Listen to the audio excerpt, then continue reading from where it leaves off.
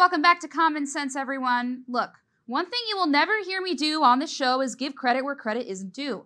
I refuse to go above and beyond to celebrate people doing the bare minimum, especially as it pertains to our government.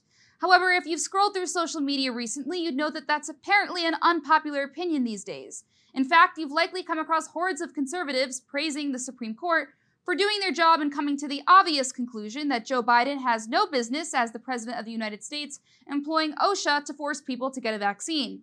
Yes, it was the right decision to come to, obviously, don't get me wrong, but it's also Civics 101. Just because you showed up and didn't screw anything up at your cushy overpaid government job doesn't mean you actually did something worth praising. What do you want, a medal? Yes, congratulations, Supreme Court. You just took almost an entire week to ace a 7th grade civics exam. Well, joining me now to give us his perspective is one of the few conservatives who hasn't been simping for the Supreme Court on social media, President of the New York Young Republican Club, Gavin Wax. Gavin, great to have you. Anna, thank you for having me, and congrats on the new show. Thank you so much.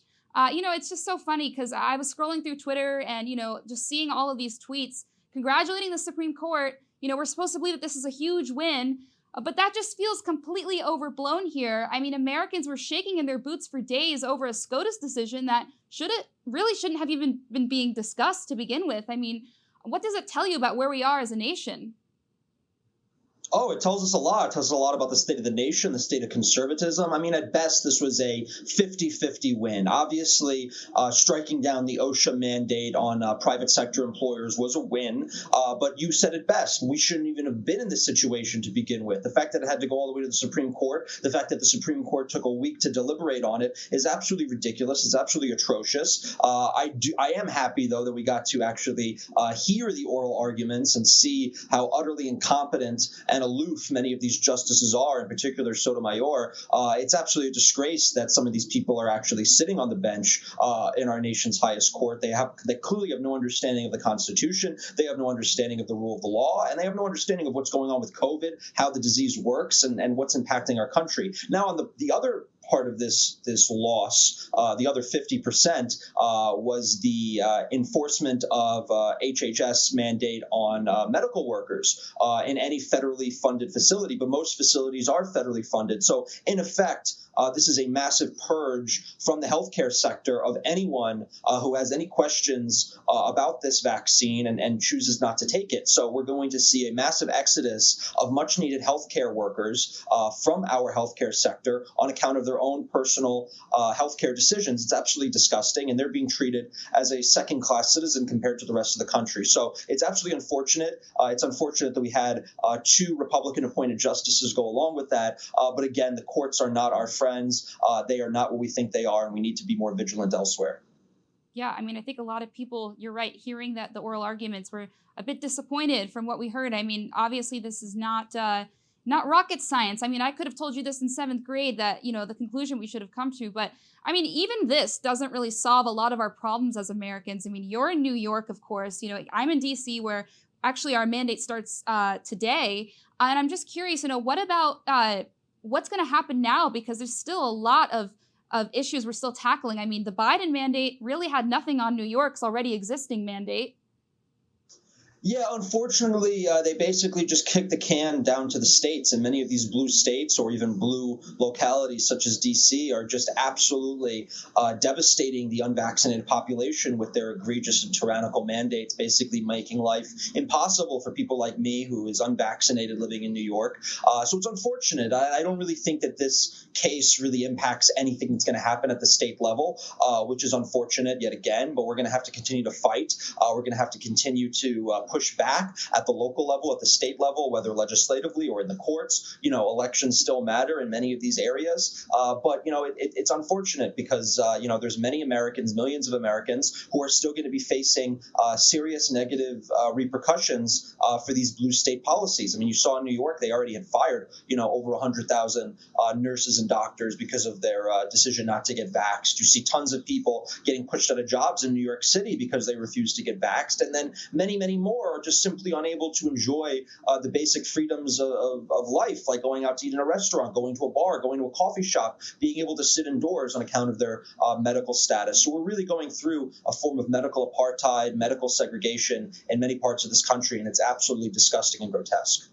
Yeah, and the fascinating part about all of this is that, a lot of people who say, oh, I don't want to get involved in politics, I don't have an opinion on this.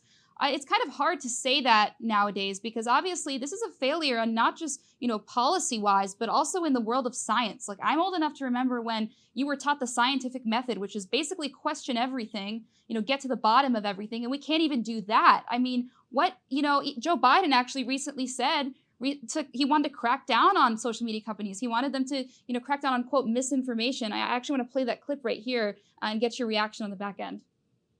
Unfortunately, while the military is stepping up, as they always do, there are others sitting on the sidelines, and we're standing in the way.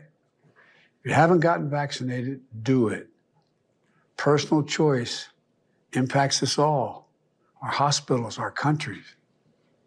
I make a special appeal to social media companies and media outlets. Please deal with the misinformation and disinformation that's on your shows. It has to stop. Yeah, quote, misinformation. How do you think that's going to go?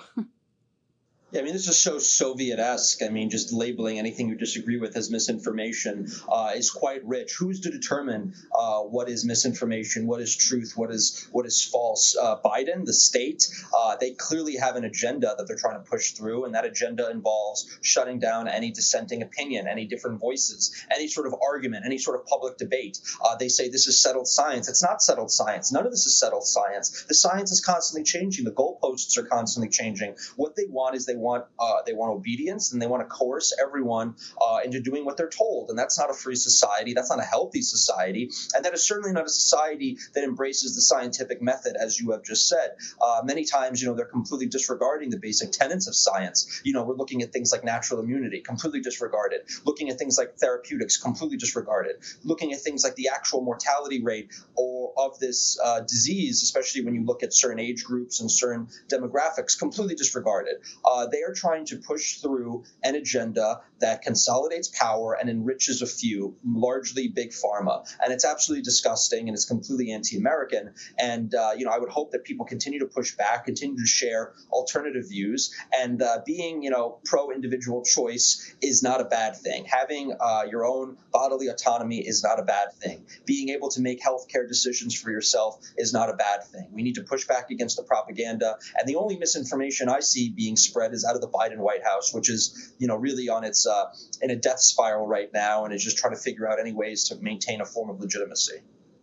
Right, and you brought up Big Pharma because that is truly the only people that this benefits right now. I mean, the CEO of Pfizer just came out, of course, recently saying that, there's going to be a new vaccine come March to fight Omicron, as if, it's just there's an endless list of jabs we're supposed to take. And, what's so fascinating about that is you don't hear a word from people like Liz Warren or even Bernie Sanders, people that in the past have been very critical of Big Pharma.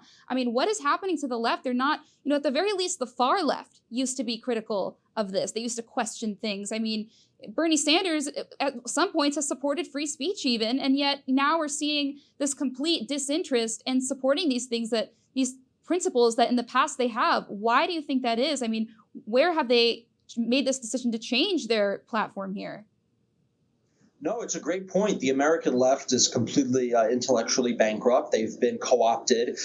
You go back even a few years ago, there were many things on the American left that, I could have agreed with today. They're anti-corporatism, they're anti-globalism. Many of them used to generally be pro-free speech. A lot of that has just gone out the window. I mean, they are basically just marching in lockstep with the neoliberal establishment, and they're just going to push anything that will consolidate their power and defeat their political opponents. They have no principles.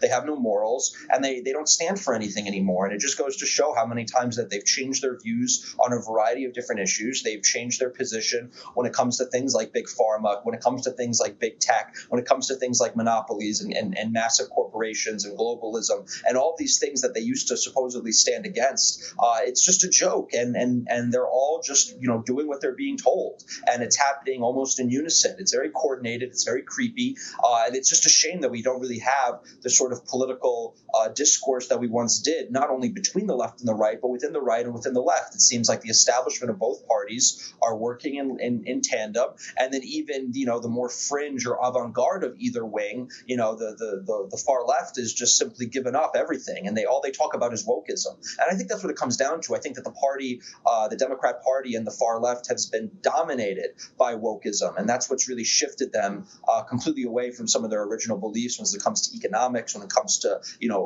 civil rights, etc. So it's a shame. It's a real infection. It's a real pandemic of wokeism. Right, and you brought up Republicans briefly as well, because what we're seeing here too is, it's not just on the left. The Republicans have been pretty soft on these vaccines as well. I mean, yes, a lot of them have come out as anti-mandate, but they're also coming out as not following the science. Not following the real science themselves, which would tell you that the vaccines are ineffective.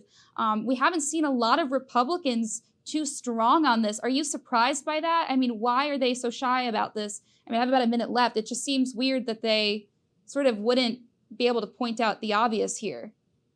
I'm not surprised by any weakness coming out of the Republican Party or the GOP. They're constantly feckless and useless. As it comes to this issue, you're right. Many of them have just done the bare minimum. They say they're against the mandates. They won't actually do anything to fight the mandates. They won't defund the government. They won't push back in any serious way. But then they don't even take it a step further. I think they always put out this messaging, I'm anti-mandate but pro-vaccine. Well, I think we should also talk about the vaccine in and of itself, because there's a lot of questions that people have, and I think it misses the entire point of vaccine hesitancy, because there's a lot of people who have had adverse reactions, who have natural immunity, who have no need to get it, and then also just the effectiveness of the vaccine is in question. So you made a good point. All right. Well, thank you so much, Gavin. It was great to have your perspective on this. Thank you so much, and good luck with the new show. Thank you. Up next, a few words of common sense, not from Thomas Paine this time, but from myself. Stick around.